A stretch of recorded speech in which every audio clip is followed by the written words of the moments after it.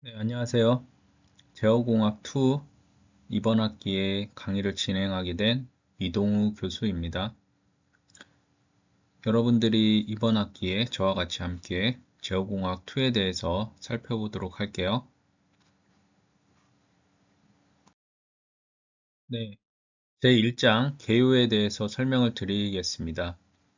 학습 목표가 나와 있는데요. 제어 시스템 응용에 대해서 배워볼 거고요. 그리고 역사, 그리고 제어 시스템 연구를 통한 이득이 무엇인지, 그리고 기본 형태와 구성에 대해서도 살펴보도록 하겠습니다. 해석과 설계 목표가 무엇인지 학습해 볼 거고요.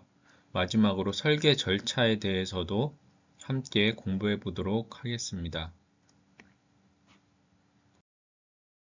네, 이번 슬라이드에서는 제어 시스템의 응용 사례에 대해서 살펴보도록 하겠습니다. 제어 시스템은 현대사회에서 중요한 역할을 하는 아주 중요한 분야이고요. 로켓 추진 장치와 지구 궤도에 진입하는 우주 왕복선을 제어 시스템의 한 예로 들고 있고요. 로켓을 쏘아 올려서 우주 왕복선이 이제 목표한 우주 공간의 지점에 도달했다가 지구 궤도에 다시 진입시키는 것도 하나의 정밀한 제어 시스템이다라고 볼 수가 있습니다.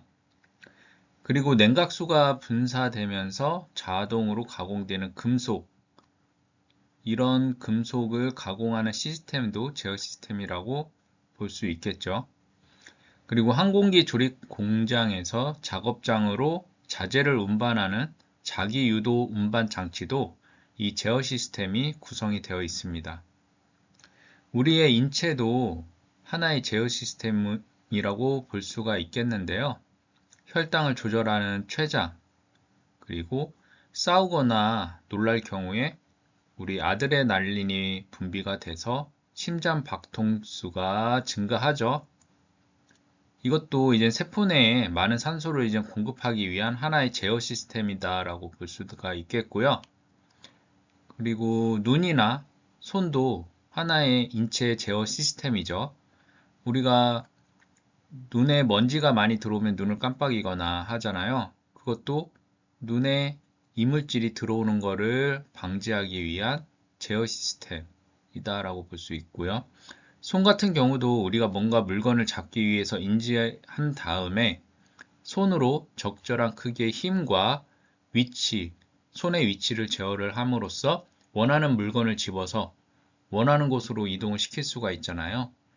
이것도 하나의 제어 시스템이다라고 생각할 수 있겠죠. 또한 비물질적인 세계를 예로 들고 있는데 학생들의 성적, 그리고 모델의 입력은 학생들의 성적에서 모델의 입력은 학생의 학업 시간이 되겠죠. 그러면 학업 시간이 입력이 되면 출력은 뭐겠어요? 당연히 이제 성적이라는 결과로 출력이 나오겠죠. 이와 같이 이제 비물질적인 세계에서도 제어 시스템의 모델을 우리가 구성하고 있다라고 볼 수 있습니다. 네, 다음 페이지 보겠습니다. 예, 제어 시스템의 정의에 대해서 그림으로 나타내주고 있고요. 인풋이 있고 출력이 있는데 컨트롤 시스템을 거쳐서 입출력이 결정이 되겠죠. 이 입력이라고 하는 것은 우리가 미리 설계된 리스판스, 응답이다라고 볼 수가 있겠고요. 설계된 응답에 대해서 컨트롤 시스템을 거쳐서 우리가 실제 얻어낼 수 있는 액추얼 리스판스, 실제 응답을 나타낼 수 있죠. 그리고 출력이라고 하는 것이 이제 여기서는 피드백 되지 않는데 간략화된 하나의 제어 시스템, 오픈 루프 제어 시스템이다 라고 보시면 되겠어요. 피드백 돼서 입력 쪽에 다시 출력 값을 입력으로 피드백하는 걸 피드백 제어 시스템이라고 보게 되겠는데, 그거는 다음 페이지에서 이제 여러분들이 살펴볼 수 있을 거고요. 일반적인 간략화된 제어 시스템은 이렇다. 어떤 인풋 값, 미리 설정된 리스판스에 대해서 제어 시스템을 구성을 해서 원하는 출력 값을 얻어내는 것을 우리가 제어 시스템이다 라고 정의한다. 그렇게 이해하시면 되겠습니다. 즉, 특정한 입력을 이용해서 원하는 성능을 우리가 출력으로 얻어내는 시스템을 제어 시스템이다 라고 이해하시면 되겠습니다. 네, 그러면 이러한 제어 시스템을 구성을 했을 때 어떠한 장점이 있는지 설명을 해주고 있습니다. 거대한 안테나도 제어 시스템에 의해서 조절 가능하다. 거대한 안테나를 우리가 위치 제어를 해서 안테나에 신호가 잘 잡히도록 만들 수 있잖아요. 그랬을 때 각도 조절을 어떻게 잘 하느냐에 따라서 원하는 신호를 잘 받을 수도 있고 송출할 수도 있죠. 그래서 제어 시스템에 의해서 조절이 가능하다라고 되어 있고요. 우리가 매일 타고 있는 승강기, 엘리베이터죠. 이 승강기를 자동으로 정확하고 빠르게 목적지 층에 도달시키는 것도 하나의 제어 시스템이 되겠죠. 이 제어 시스템을 구성을 해서 승강기를 완성을 시키면, 이 승강기를 만들게 되면 승강기의 부하는 뭐겠어요? 얼마나 사람이 탔느냐에 따라서 부하가 결정이 되죠. 이 승강기의 부하라고 하는 것은 사람의 무게가 되겠죠. 그래서 그 사람의 무게는 매번 달라지죠. 승강기가 멈췄다가 사람이 타거나 내리고 다시 또 다른 층으로 이동한 다음에 사람들이 또 내리거나 타죠. 그래서 매번 이 부하라고 하는 승강기에 탄 사람의 무게는 변화한다. 그거에 따라서 우리가 일정한 속도로 가속하거나 감속을 해야 되잖아요. 부하가 변동이 되어도 사람들이 엘리베이터를 타고서 느끼는 속도는 일정해야 되죠. 사람이 적게 탔다라고 해서 속도가 빨라지거나 사람이 많이 탔다고 해서 속도가 느려지거나 하면 안 되겠죠. 그래서 적절한 속도로 제어하기 위해서는 사람의 무게, 이 부하에 맞는 힘을 조절을 해줘야 돼요. 그래서 이때 승강기를 조절해주는 장치는 전동기죠. 전동기를 통해서 승강기의 위로 올라가거나 내려가는 속도를 조절할 수 있잖아요. 그 전동기에 공급되는 전기 크기를, 전기 에너지를 잘 제어를 하게 되면 부하 변동에 따른 승강기의 속도를 일정하게 제어할 수가 있습니다.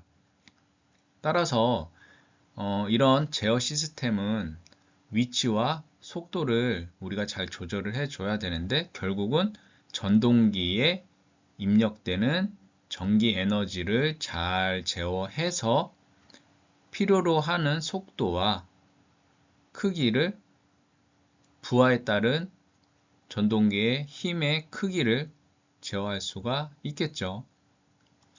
따라서 제어 시스템의 도입 이유라고 하는 것은 이런 응용 분야 되겠죠. 승강기 같은 경우는 위치와 속도를 잘 제어를 하는 그런 것이 이 제어 시스템의 도입 이유가 될 테고요.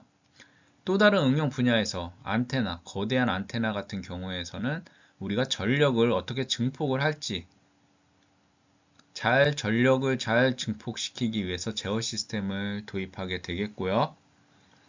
원격 제어 분야, 우리 집에서 자주 사용하는 청소기 있죠. 로봇 청소기나 아니면 원격으로 제어하는 것도 뭐가 있죠?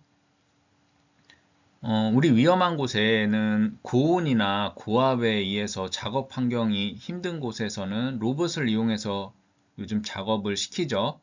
원격으로 제어해서 위험한 장소에서 로봇이 일을 할 수 있도록 만드는 곳, 이런 곳에도 이제 제어 시스템이 도입이 돼서 원격 제어가 가능하도록 하는 거예요. 또 입력 형태의 편리성이라고 해서 온도 제어 시스템, 우리 냉난방 시스템 있잖아요. 집에서 온도를 겨울철에 일정하게 유지를 하기 위해서는 보일러가 온오프 되면서 열을 높였다가 낮췄다가 해줘야 되죠. 온도 제어 시스템이 필요한 거죠. 그리고 이런 모든 제어 시스템에는 항상 외란이라는 게 있어요. 디스터번스라고 하는 게 있는데, 이 디스터번스는 언제 어디서 발생됐을지 모르고요. 이 제어 시스템에서 디스터번스가 갑자기 들어오게 되어도 외란 보상이라고 하는 compensation for disturbance라고 하는 이 외란 보상을 통해서 전체 제어 시스템이 안정성을 잃어버리면 안 된다라는 거예요. 그래서 이런 제어 시스템을 도입하는 이유 중에 중요한 이유는 이런 외란 보상을 위해서다. 외부에서 갑자기 들어오는 외란 신호, 디스터번스에 대한 적절한 보상을 해주기 위해서, 즉 안정적인 제어를 하기 위해서 제어 시스템이 도입이 된다라고 이해하시면 되겠습니다. 네, 다음 페이지 볼게요. 그러면 이러한 제어 시스템의 역사는 어떻게 되느냐? 아주 오래전부터 이 제어 시스템은 활용이 되어 왔고요. 그중 하나를 예시로서 지금 나타내주고 있습니다. 액체 높낮이 제어라고 해서 그리스에 살고 있는 사람이 기원전 300년경에 피드백 시스템을 설계를 했고요. 물시계를 만든 거죠. 물시계를 만들어서 오늘날의 수세식 변기의 수위 제어용 부동 밸브와 같은 원리를 이미 기원전 300년경에 개발을 했습니다. 비잔틴의 필로니 기름 램프인데요. 이것 같은 경우도 이미 오래전에 피드백 시스템으로 설계가 되었고요. 그림에서 보는 바와 같이 물이 공급이 되죠. 물이 이렇게 공급이 되면은 플로트 밸브라고 해서 이 위에 떠 있죠. 위에 떠 있는데 물이 계속 공급이 되면 어떻게 되겠어요? 이 수위가 점점 높아지면 얘가 위로 이렇게 올라와서 입구를 막겠죠. 일정한 높이의 수위가 되면은 플로트 밸브라고 하는 애가 위로 쭉 올라와서 입구를 막고 더 이상 물이 유입되지 않도록 만들어 주겠죠. 이것도 하나의 제어 시스템인 거예요. 그리고 요 끝에 부분을 통해서 물이 밑으로 떨어지게 되는데 아주 천천히 워터 드랍이라고 해서 물이 천천히 한두 방울씩 떨어지죠. 이렇게 한두 방울씩 이제 떨어지게 되면은 물 수위가 조금씩 이제 올라가겠죠. 천천히 위로 올라가게 되는데 그 올라가게 되는 시간은 떨어지는 물 방울의 양과 속도가 이 물의 수위 올라가는 속도를 결정짓겠죠. 그래서 왼쪽에 보면은 타임 스케일이라고 해서 수위가 밑에서부터 쭉 올라가는 거를 시간으로 우리가 인식을 하겠다라는 거예요. 그래서 이 물의 높이가 올라가는 그 속도를 시간으로 대체해서 보게 되겠고요. 이러한 하나의 시스템을 물을 이용해서 시간을 파악하는 이런 시스템이 아주 예전부터 피드백 시스템으로 설계가 돼서 물시계, 여기서 말하는 물시계죠. 물시계 시스템을 기원전부터 만들어서 사용을 했었다. 아주 오래전부터 이제 피드백 시스템이 구현이 됐다라는 것이죠. 네, 다음 페이지 볼게요. 그 다음으로 나온 예시가 증기압과 온도 제어에 대해서 나왔고요. 증기압 조정은 1681년경에 데니스 페핀이라고 하는 분이 발명한 안전 밸브예요. 그래서 보일러의 내부 압력을 일정하게 유지하기 위한 장치가 이미 1681년경에 개발이 됐다라는 내용이고요. 17세기경에 네덜란드 사람이 달걀 부하용 기계 온도 제어 시스템을 개발을 했습니다. 아주 오래전부터 서구권이죠. 유럽 서구권에서 달걀 부하용 기계 온도 제어 시스템이 이미 개발이 됐다. 연구가 되고 개발이 됐다라고 하네요.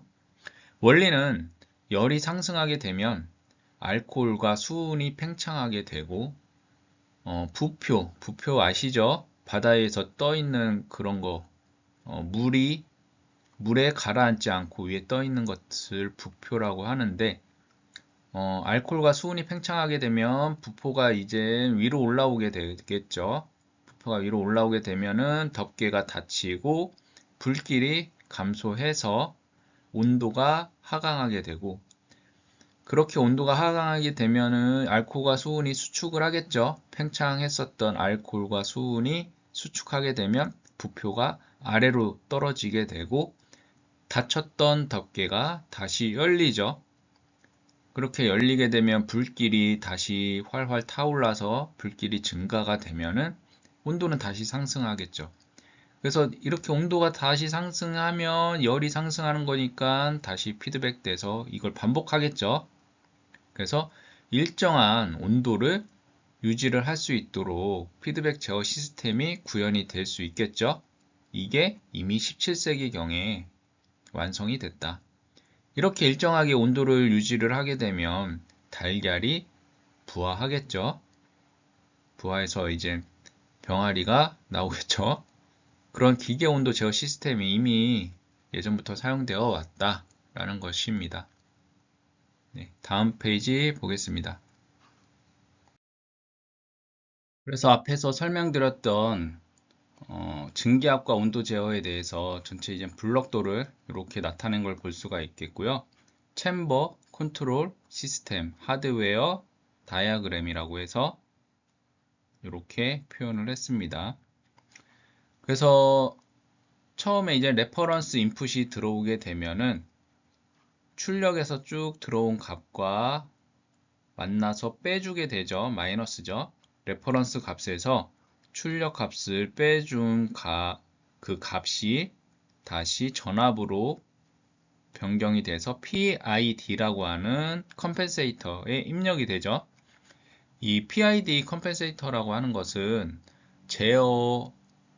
제어기다라고 보시면 되겠어요. 컨트롤러라고 지금은 이해하시면 되는데, 이 컨트롤러가 여러 가지 형태가 있어요. 근데 여기서는 PID 제어를 하는 제어기다라고 일단 이해하시면 되겠고요. 나중에 이제 배우게 됩니다. 그래서 전압이 들어오게 되면 PID 제어기, 컴펜세이터, 보상기라고 표현을 했는데, 이것을 지나면 보상된 전압이 나오고 그 전압에 따라서 히터 인터페이스를 거치게 되면 이 히터 인터페이스에서 나온 것은 하나의 펄스 조작 신호가 되고요. 트라이악이라고 하는 것은 스위칭 소자입니다. 스위칭 소자 중에 하나인데, 이 트라이악을 온오프 시켜줄 수 있는 시그널 선이 히터 인터페이스에서 출력이 되는 것이고요. 그러면은 이 값에 따라서 트라이악이 온오프 되면은 우리가 원하는 전압, 여기서는 0에서 240V라고 되어 있고 60Hz라고 주파수는 결정이 되어 있네요.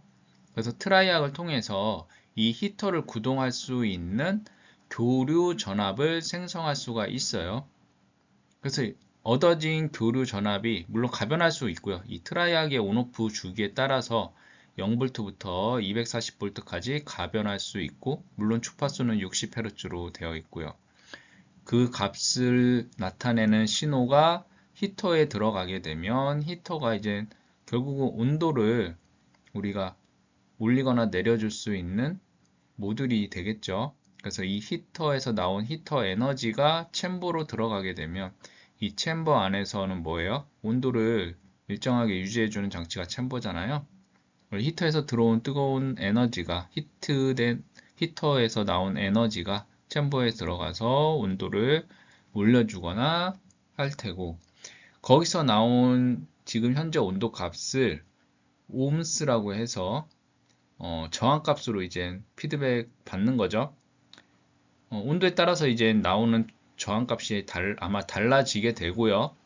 달라진 저항값을 갖고선 전압으로 변경을 해주는 레지스턴스 브릿지가 있는 걸 볼 수 있어요. 온도에 따라서 이 히터에 대해서 온도가 이제 올라가거나 할 거잖아요. 그 변경된 온도에 따라서 달라진 저항값이 챔버에서 출력이 되면 그 출력값을 이용을 해서 저항값을 미리볼트 단위의 저압으로 바꿔주고, 그 전압값을 그대로 사용하는 게 아니라 일정한 게인을 곱해줘서, 아마 이 미리볼트 단위이기 때문에 너무 작아서 증폭시켜 주기 위해서 게인을 곱해주고요. 그래서 이쪽 부분을 앰플리파이어라고 했죠. 증폭이라고 표현을 해놨네요. 미리볼트 단위를 이제 볼트 단위로 바꿔주니까 앰플리파이어라고 했고요. 게인 값은 이제 적절히 선정을 해줘야겠죠. 원하는 값으로 적절히 나타낼 수 있게 게인을 선정해 준 다음에, 이 레퍼런스 인풋이라고 하는 건 그럼 뭐겠어요? 전압값이 돼야 되겠죠. 여기 나온 전압값을 동일한 스케일로 빼줘야 되는 거니까, 인풋 때는 기준 값이라고 하는 여기서 인풋 값은 전압 단위가 돼야 되겠다. 그래서 이 기준이 되는 전압 값과 현재 챔버에서 온도에 따라서 달라지겠지만 얻어진 값의 전압을 빼주게 된다. 그래서 만약에 내가 50도에 해당되는 전압을 입력을 시켜주면, 지금도 50도라고 하면은 그 값이 쭉 거쳐서 전압으로 나오잖아요. 그래서 만약에 여기서 나온 값이 50V다. 내가 50V를 입력을 했다. 그러면 두 개를 빼면 어떻게 돼요? 0V죠? 0V가 이제 PID 컴펜세이터에 들어가면 어차피 0V고, 여기서도 0V에 해당되는 인터페이스 펄스 시그널이 나오고, 그럼 트라이악이 0V를 내줄 수 있는 값을 내보내 주겠죠. AC 전압을 내보내 주면 히터는 동작을 어떻게 해요? 안 하겠죠. 0V니까 더 이상 온도를 올릴 필요가 없다라는 거잖아요. 50도에 그러니까 50도에 해당되는 전압이 50V다. 그래서 쭉 와서 내가 50도에 해당되는 전압 50V를 입력을 했고, 현재 50V에 해당되는 값이 들어왔으니까 오차가 없다. 더 이상 온도를 올릴 필요가 없으니까 히터 동작 안 할 테고 현재 상태를 유지하겠죠. 근데 여기서 에러가 이제 발생된다라는 거는 기준값에 대비해서 현재 챔버의 온도가 높거나 낮다라는 얘기잖아요. 그래서 그거를 적절히 보상하기 위한 에러 값이 발생이 될 테고, 그 에러 값에 따라서 이 전압이 발생이 되고 펄스를 조작할 수 있는 시그널이 나오면 여기서 얻어지는 교류 전압의 크기가 플러스가 될 수도 있고 마이너스가 될 수도 있겠죠. 맞나요? 아니죠. 여기서는 전압의 크기는 0V부터 240V까지인 거예요, 무조건. 그래서 이 중간점이 120V잖아요. 120V를 기준으로 해서 크게 되면 온도를 올릴 수 있게 히터가 동작이 된다거나, 120V보다 낮으면 히터가 온도를 더 떨굴 수 있도록 동작을 하게 한다거나, 그렇게 제어를 할 수 있겠죠. 네. 그래서 이 하나의 전체 증기압과 온도 제어라고 하는 이 전체 시스템, 제어 시스템을 우리가 살펴봤습니다. 네, 다음 페이지 볼게요. 그 다음에 속도 제어에 대해서 나오는데요. 1745년에 에드먼드 리라는 사람이 풍차에 적용을 했다라고 되어 있어요. 원리는 바람이 세워짐이 뭔지 아시죠? 바람이 커짐, 바람이 세차다, 바람이 세게 분다. 네, 그렇게 이해하시면 되겠어요. 바람이 세게 분다라고 하면 풍차 날개를 뒤로 젖히게 된다. 왜냐면 바람이 세면 풍차가 굉장히 빨리 돌 거 아니에요.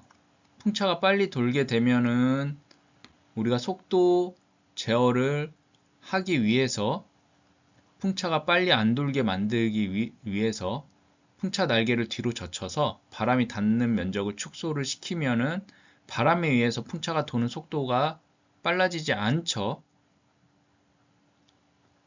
이해하셨나요?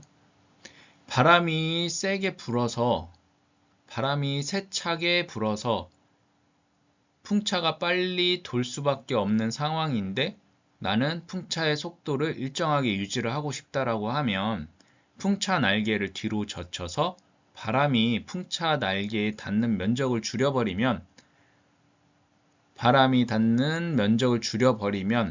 풍차는 속도가 빨라져야 되지만 안 빨라지겠죠. 왜냐하면 바람이 다 풍차 면적에 닿는 게 아니라 아주 작은 면적만 닿으니까. 그렇죠? 반대로 바람이 약해지면 날개 면적을 인위적으로 일부러 증가를 시키면 어때요? 바람이 약해졌어도 날개에 닿는 면적이 넓어지면 풍차가 도는 속도가 줄어들지 않고 현재 속도를 유지할 수 있겠죠. 이런 식으로 풍차에다가 속도 제어 시스템을 접목을 한 사람이 이런 에드먼드 리라는 사람이다. 이미 1745년에 이런 시스템을 만든 거죠. 그리고 1809년에 이제 윌리엄스 큐빗이라는 사람은 풍차 날개에 움직일 수 있는 작은 창을 세분화해가지고 조금 더 속도 제어 시스템이 잘 될 수 있도록 만들었고요. 18세기 경에 제임스 와트라는 사람은 증기기관 뭔지 아시죠? 증기기관차, 증기가 물을 뜨겁게 데우면 증기가 발생이 되잖아요. 그 증기를 이용을 해서 뭐 바퀴도 굴릴 수가 있고 보일러를 사용할 수도 있잖아요. 그런 증기기관의 속도 제어를 18세기 경에 제임스 와트라는 분이 이미 했다. 그리고 회전구 속도 제어기라고 해서 플라이볼 스피드 거버너를 발명을 했다. 네, 참고로 그냥 알고 계시면 되겠고요. 이 속도 제어 방금 설명드린 그 부분은 여러분들이 교재를 보면 아마 나와 있겠죠? 지난 시간에 수업 시간에 제가 설명을 드리긴 했는데 네, 넘어가도록 할게요.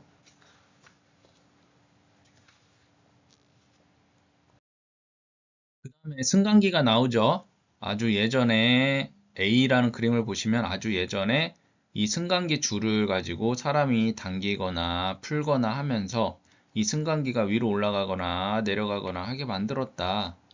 그런데 어때요? 승강기 줄이 끊어지면 갑자기 밑으로 뚝 떨어져서 사람이 다칠 수 있죠. 물건이 파손될 수도 있죠. 그래서 이렇게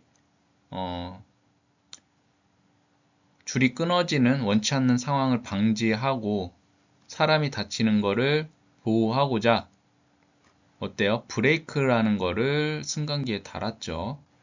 그래서 초기 승강기에서의 안정성을 확보하기 위해서 브레이크 시스템을 추가로 달아서 줄이 끊어지거나 뭔가 갑자기 밑으로 내려오거나 하는 상황에 인위적으로 강제적으로 브레이킹 할 수 있게 멈출 수 있게 만들어주는 엘리베이터를 개발을 한 거죠. 그래서 안전을 위한 브레이크 시스템이 초기 엘리베이터 시스템에 혁신적으로 접목이 됐다라는 얘기고요. 또 이제 뭐 기술이 많이 발전하면서 이제 하나의 모터를 사용해서 이 줄을 자동으로 당기거나 풀거나 했다라고 하면 이제 여러 개의 모터를 사용해서 한 개의 모터가 고장이 나더라도 다른 모터가 정상적으로 동작을 할 수 있게 만든다거나 자동화 시스템을 도입을 해서 이게 줄이 이제 쭉 위로 해서 올라가게 되고 내려오게 되는데 뭔가 모터에 문제가 생겨서 급가속을 해서 갑자기 올라간다거나 모터가 고장나서 갑자기 밑으로 내려온다거나 했을 때 브레이크를 갑자기 멈추게 되면 안에 있는 사람들이 다칠 수 있죠. 그래서 오토매틱 시스템, 자동화 시스템을 도입을 해서 브레이킹을 잡는 멈추게 되는 시스템도 서서히 멈추게 하는 그런 것도 생각할 수 있겠죠. 예. 그래서 현재 엘리베이터 시스템은 그런 것까지 자동화 시스템으로 구현이 되어 있고요. 멈추더라도 사람이 안정적으로 다치지 않도록 할 수 있게 브레이킹, 멈출 수 있게 시스템을 구현해 놨습니다. 그래서 이 엘리베이터라고 하는 거는 기본적으로 매 층마다 우리가 원하는 위치에 멈추었다가 올라갔다가 해야 되겠죠. 그래서 포지션, 위치와 벨로시티, 속도를 일정하게, 레귤레이트, 일정하게 만들어주는 컨트롤 시스템이다 라고 보시면 되겠어요. 다음 페이지 볼게요. 그래서 안정성과 안정화 및 조종에 대해서 설명을 하고 있는데 이런 제어 시스템이 아까 승강기에서도 말씀드렸듯이 안정성이 상당히 중요해요. 제어 시스템을 구현을 해 놨는데 모든 응답에 대해서 안정적으로 얘가 동작을 할 거냐, 어떤 특정한 주파수나 입력에 대해서 발산하거나 안정성을 잃어버리거나 하면 상당히 위험하겠죠. 그래서 제어 시스템의 안정성에 대해서 판별하는 여러 가지 방법들이 제시가 됐었고요. 이 제어공학 수업 시간을 통해서 여러분들이 또 배울 수 있게 될 거예요. 그래서 이 제어 시스템 이론은 19세기 후반에 구체화되기 시작을 했고 상당히 오래전부터죠. 그리고 1868년에 제임스 클락 맥스웰이라는 분이 미분 방정식의 개수라는 게 중요해요. 개수라는 게 잘 번역이 될지 모르겠는데 미분 방정식의 개수에 근거한 3차 시스템의 안정성을 판별하는 법을 이미 제임스 클락 맥스웰이라는 분이 발명을 했고요. 제안을 한 거죠. 1868년에 처음으로 발견을 해서 이분이 제시했고 1874년에 에드워드 존 루스라는 사람 그리고 윌리엄스 킹돈 클리포드라는 사람의 제안에 의해서 안정성을 판별하는 시스템을 기존 3차에서 5차까지 확장했습니다. 그리고 1877년 아담스 상이 이런 논문을 발표를 해서 논문인가요? 아니면 연구인가요? 그래서 이런 주제로 스테빌리티에 관련된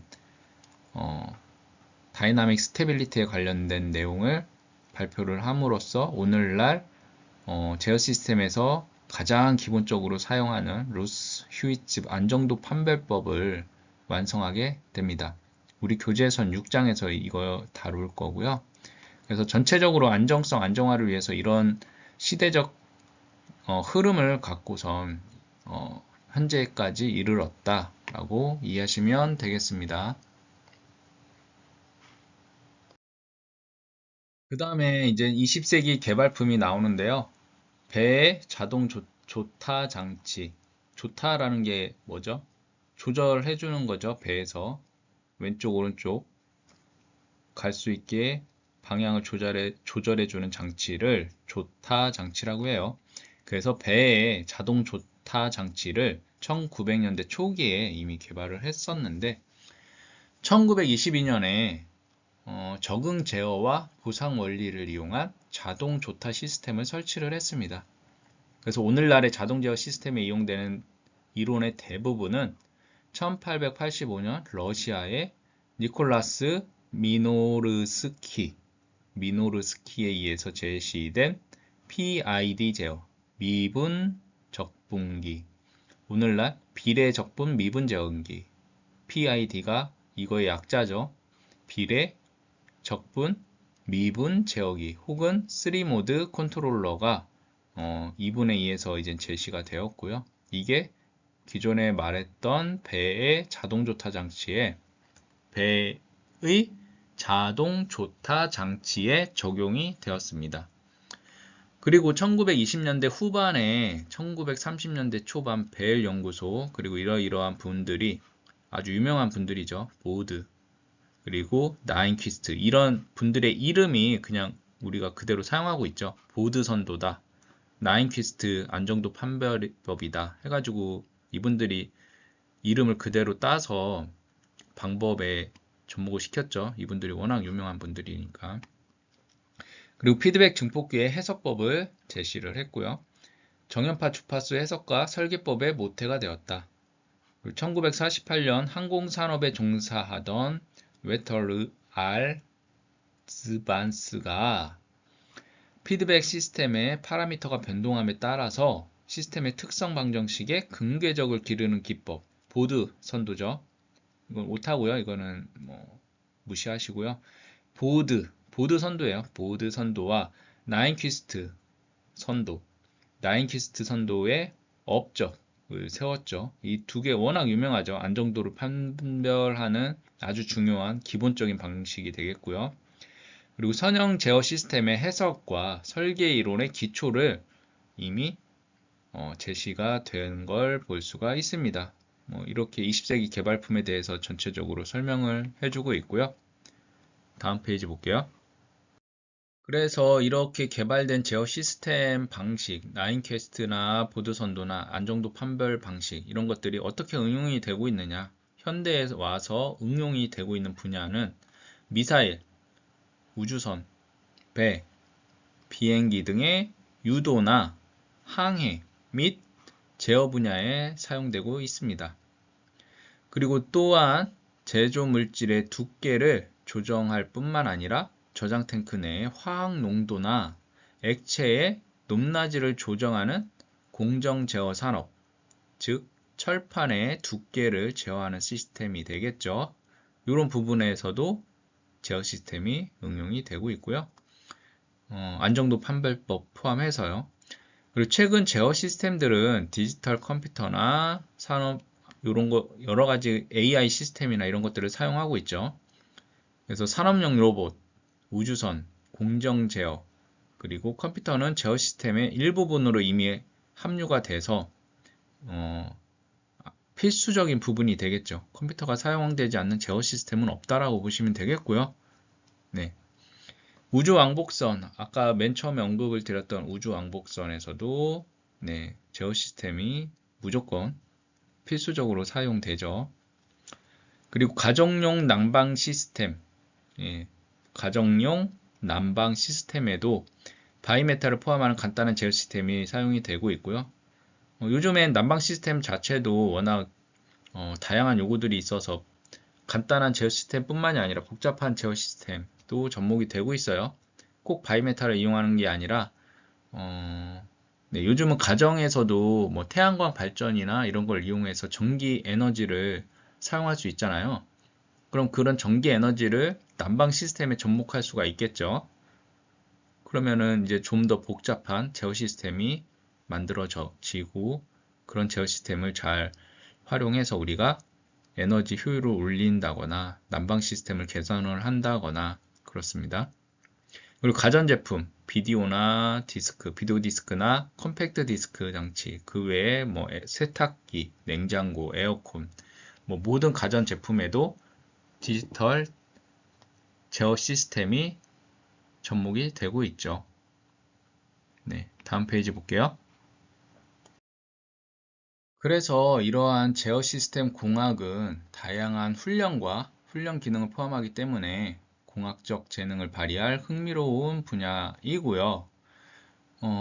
전체 시스템의 요구 조건을 일단은 결정을 하고 구현을 할 때 개념 단계에서부터 프로젝트의 최고 위치에 이르기까지 무엇이 중요하느냐, 결국은 시스템의 요구 조건을 여러분들이 잘 파악해서 설계하는 게 중요합니다.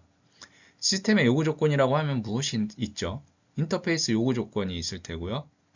하드웨어와 소프트웨어 설계 기준, 그리고 시험 계획과 절차 등을 포함한 전체 시스템의 성능 규정. 이 전체 시스템의 성능 규정을 무조건 만족을 해야 될 거 아니에요. 그렇게 만족을 하려고 하면 세부 시스템에 대한 규정과 규격도 있을 테고요. 그런 식으로 쭉 설계를 해 나가서 제일 밑에 단에서의 부품 스펙까지도 다 규정이 됩니다. 그리고 개별 시스템의 기능과 이들 기능의 상호 연결, 이런 부분이 이제 시스템의 요구 조건이 되겠고요. 여기서 말하는 이제 개별 시스템과 이들의 상호 연결이라고 하면 한 개의 전체 시스템이 하나로 연결되어 있는 건 아니고요. 각각 개별적인 시스템들이 쭉 있는데 그런 것들을 하나로 묶어서 상호 연결, 커뮤니케이션이죠. 통신을 통해서 서로 연결이 될 테고, 그런 통신으로 연결된 전체 시스템을 어떻게 잘 안정적으로 제어할 거냐, 그런 제어 시스템을 구축하는 게 필요하죠. 그리고 공학 및 과학의 다양한 분야에서 많은 사람들과 교류하는 광범위한 영역이다. 이 제어 시스템 공학이라고 하는 것이. 그래서 수학, 물리학, 생명과학, 기계공학, 전자공학, 컴퓨터공학 이런 여러 가지 학문들이 광범위하게 연계되어 있다라고 이해하시면 됩니다. 그리고 이제 공학의 교육 과정에 대해서 설명을 해주고 있는데요. 하위 상달식 설계가 있고 상위 하달식 설계 방법이 있습니다. 바텀업 디자인이 있고 탑다운 디자인이 있다. 그래서 상위 상달식 설계, 좀 말이 어려운데 영어로 보시면 되겠죠. 버텀업 디자인, 밑에서부터 위로 올라가는 디자인이다 해서 소자 단계에서 시작을 해서 전체 위에 상위 단계의 회로를 설계해 나가는 걸 얘기를 하고요. 마지막에 가서는 전체 제품을 조립하는 단계가 되겠죠. 반대로 상위 하달식 설계는 탑다운 디자인이라고 해서 일단은 전체 시스템의 설계 요구 조건을 면밀하게 만들고 거기에 부합되는 계략적인 윤곽을 짠 후, 윤곽을 짠다라는 표현이 좀 어려울 수 있는데 전체 설계 요구 조건에 만족되는 가이드라인, 디자인 가이드라인, 전체 설계 규정이라고 해야 될까요? 스펙서피케이션, 특성을 확정 지을 수 있는 그런 전체적인 틀을 만든 다음에 각각의 시스템을 구현하는 방식을 탑다운 디자인 방식이라고 합니다. 그래서 하드웨어나 기능들을 이제 결정을 지을 때 제일 상위 단계부터 하나씩 만들고 점점 밑으로 내려와서 나중에는 소자 단계의 회로나 규격이나 이런 것들을 설계해 나가는 것을 탑다운 디자인 방식이다 라고 이해하시면 되겠습니다. 그 다음에 제어 시스템의 두 가지 구조에 대해서 설명을 하고 있는데요. 하나는 게루프 시스템이 되겠고 또 다른 하나는 페루프 시스템이 됩니다. 게루프 시스템, 번역이 잘 안 될 수도 있는데 오픈 루프, 영어로 여러분들이 이해하시면 될 것 같아요. 오픈 루프 시스템이다 라고 해서 영어를 중국어로 번역을 하면 좀 더 정확하게 번역이 될 것 같아요. 게루프 시스템, 오픈 루프 시스템이라고 하는 것은 제어기의 구동 신호에 삽입되는 외란을 제거시키지는 못한다. 단점을 얘기를 하고 있죠. 게루프 시스템이 간단하고 빠르긴 한데 이런 단점이 있어서 많이 활용을 하지 못하고 있고요. 외란을 제거시키지 못한다라는 얘기는 전체 시스템이 불안정해질 수 있다라는 얘기잖아요. 그래서 나온 게 페루프 제어 시스템, 클로즈드 루프 시스템이 되겠어요. 그래서 모든 시스템은 페루프 시스템을 많이 사용을 하게 되고요. 피드백 제어 시스템이다 라고 부르기도 합니다. 피드백 제어 시스템. 대표적인 예로 우리가 온도 제어 시스템을 앞에서 설명을 드렸었죠. 이 온도 제어 시스템이 대표적인 페루프 시스템이고 난방 장치가 되겠죠. 전이차계나 서미스터 그리고 구동 신호 등이 잘 활용이 된다라고 하면 온도 제어 시스템을 구현을 할 수가 있습니다. 네. 다음 페이지 볼게요. 그래서 오픈 루프 시스템과 클로즈 루프 시스템을 비교를 해서 나타내주고 있고요. 지난 수업 시간에도 말씀을 드렸듯이 인풋이 있고 출력이 있는데 피드백이 되지 않죠. 그냥 쭉 해서 하나로 나오는 걸 볼 수가 있고 중간중간 디스터번스가 입력이 된다라고 하면 앞에서 설명드렸듯이 이 디스터번스에 의해서 전체 시스템이 불안정성을 가질 수도 있다라는 얘기고요. 그걸 방지하기 위해서 맨 끝에 나오는 출력 신호를 피드백 받아서 물론 센서나 트랜스듀서나 이런 것들을 이용을 해서 출력 신호를 가지고 와서 입력 쪽에다가 반영을 하겠다라는 거죠. 출력이 제대로 되고 있는지를 피드백해서 앞에서 받으면 기준 값과 피드백 값을 뺀 값이 0이면 우리가 인풋 또는 레퍼런스 시그널로 준 값이 잘 제어가 돼서 출력에 그대로 나오고 있다라는 얘기죠. 그렇죠? 하지만 이 출력으로 나오는 신호가 이 인풋 값과 차이가 있다라고 하면 지금 잘 제어가 안 되고 있는 상태니까 그거를 가지고 와서 이 기준 레퍼런스 값에서 현재 출력 값을 뺀 에러 값을 갖고 제어를 하겠다라는 거예요. 여기서 에러 값이 발생된다라는 얘기는 인풋 값과 출력 값이 지금 원활하게 매칭되고 있지 않다, 같지 않다라는 얘기죠. 그래서 이 에러 값을 갖고선 컨트롤러에 입력을 시켜서 이 컨트롤러의 동작으로 원하는 출력 값을 높이거나 낮추거나 해서 제어하겠다라는 거죠. 그런데 중간에 얘도 마찬가지로 디스터번스, 외란이 1, 2가 입력이 되고 있죠. 이런 외란에 의해서 컨트롤러에서 나온 출력 신호가 변동이 될 수도 있죠. 변동이 돼서 프로세스나 플랜트에 영향을 줄 수도 있을 거고요. 이 두 번째 디스터번스도 마찬가지고. 그랬을 때에도 출력 신호가 변동이 되더라도 얘를 피드백 받아서 또 입력으로 보내잖아요.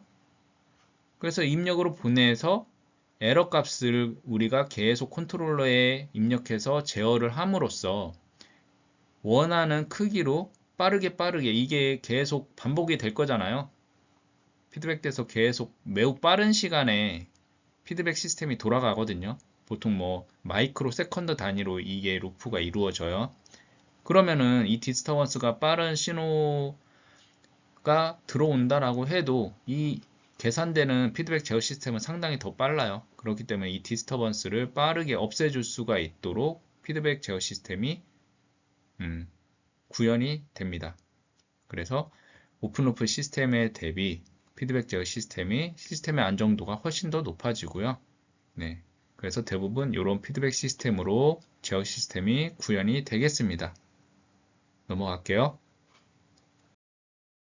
그래서 앞서 설명드렸듯이 어떤 인풋 커맨드, 레퍼런스 신호죠. 레퍼런스 신호가 들어오게 됐을 때 이렇게 레퍼런스 신호에 맞춰서 얘가 이제 증가됐다가 감소됐다가 보통 이렇게 할 텐데 이 과도 상태의 값을 트랜지언트 리스판스 여기서부터 여기까지 과도 상태의 값을 얼마나 빨리 우리가 가게 하느냐, 얼마나 늦게 가게 할 거냐 이런 것들을 제어기를 통해서 결정을 지을 수가 있고요. 쭉 증가돼서 우리는 인풋 커맨드에 완전히 일치되기 원하지만 스테디 스테이트 에러가 발생이 돼서 완전히 동일하게 되지는 않죠. 물론 이걸 없앨 수는 있어요. 완전히 동일하게 것에 가깝게 좀 더 끌어올릴 수는 있겠지만 여기서는 일단은 스테디 스테이트 에러를 보여주기 위해서 요만큼 에러가 발생되는 걸 나타내주고 있고요. 여기서 1번 여기서부터 여기까지를 트랜지언트 리스판스 과도 상태의 응답이라고 보고요. 이제 일정하게 유지되고 있는 이쪽 구간을 스테디 스테이트 리스판스라고 부릅니다. 물론 여기서 이제 두 인풋 커맨드와 스테디 스테이트 리스판스 값과의 차이를 이제 스테디 스테이트 에러라고 하고요. 그러면 이 과도 응답과 정상 상태 응답과 정상 상태 오차에 대해서 알 수 있겠죠. 그리고 컴펜세이션, 보상, 컴펜세이팅 시스템을 어떻게 재설계하느냐에 따라서 재설계된 하드웨어를 보상기라고 우리가 부르게 되겠고요. 컴퓨터 제어 시스템에서 디지털 컴퓨터가 제어기로 보통 사용이 됩니다. 그래서 이 보상기를 어떻게 설계하느냐에 따라서 정상 상태 에러를 없앨 수도 있고요. 과도 상태 응답을 더 빨리 가져갈 수도 있고요. 다양한 제어 시스템을 구현할 수가 있습니다. 물론 여러분들이 배우게 될 거고요. 네, 다음 페이지 볼게요. 네, 그래서 동적 시스템의 설계 목표로 우리가 컴퓨터 디스크를 그림으로 이렇게 나타내주고 있는데 이것은 이제 과도 응답 상태를 어떻게 안정적으로 제어할 거냐라는 예시로 이렇게 나타내주고 있고요. 네, 동적 시스템의 설계 목표를 설명하기 위한 것입니다. 다음 페이지 볼게요. 네, 안정도에 대해서 설명을 해주고 있고요. 시스템의 전체 응답은 내처럴 리스판스, 자연 응답과 고유 응답이라고도 얘기를 하고요. 포시드 리스판스, 강제 응답의 합으로 나타낼 수가 있습니다. 선형 미분 방정식은 동차해와 특이해로 구분이 될 수 있고요. 네, 호모지니어스 솔루션과 파티큘러 솔루션이 두 개의 영어 표현이 되겠죠. 그리고 자연응답과 강제응답이 있는데 자연응답은 시스템의 에너지를 소모하거나 얻는 방법이 되겠고요. 응답의 형태나 성질은 이 시스템에 의해서 좌우가 되겠습니다. 강제응답은 형태나 성질은 입력에 따라서 좌우가 되는 걸 나타내주고 있고요. 제어 시스템으로 역할을 하기 위해서는 자연응답이 0으로 감소를 해야 된다. 정상 상태에서는 강제응답만 고려를 하는 것이고 어떤 시스템에서는 자연응답이 0으로 감소되거나 진동하지 않고 무한대로 발산할 수가 있습니다. 그래서 자연응답이 강제응답이 되고 시스템은 불안정할 수가 있고요. 말로 하니까 좀 여러분들이 이해하기 어려울 수도 있는데 나중에 그래프를 보면서 다시 한번 설명을 드리면 이해를 하실 수 있을 거예요. 네, 다음 페이지 넘어갈게요. 네, 그 밖에 이제 고려사항으로 센서와 같은 하드웨어 선택에 영향을 미치는 요소, 그리고 비용, 그리고 로버스트 디자인, 강인 설계, 로버스트 디자인이 있고요. 시스템 파라미터에 따라서 연기에 대해서 이런 것들 강인 설계할 때 파라미터들이 중요한 영향을 미치게 되겠습니다. 그런 것들을 고려를 해야 된다라는 거고요. 사례 연구에 대한 개요에서 안테나 방위각, 위치 제어 시스템에 대한 소개를 했고 위치 제어 시스템은 위치 명령에 대해서 위치 출력 응답을 얻는 시스템을 얘기를 합니다. 그리고 안테나, 로봇 팔, 암이죠, 암, 컴퓨터 디스크 구동 장치 등이 이에 대한 예시가 되겠습니다.